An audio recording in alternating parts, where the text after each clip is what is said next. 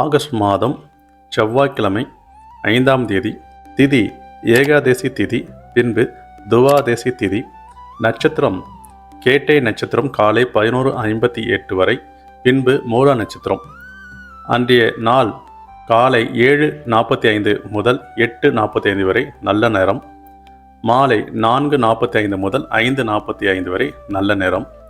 அன்றைய தினம் யோகம் காலை 11:58 வரை சித்த யோகம், பின்பு அமிர்த யோகம்.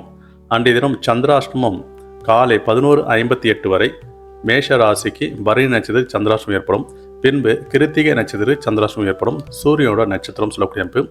அன்றைய தினம் நீங்கள் சந்திராஷ்டமம் இருக்கக்கூடிய நபர்கள் தவிர்க்க வேண்டிய நிறம் கருப்பு நிறம் ஆடைகளை நீங்கள் அணிவதை தவிர்ப்பது சிறப்பு.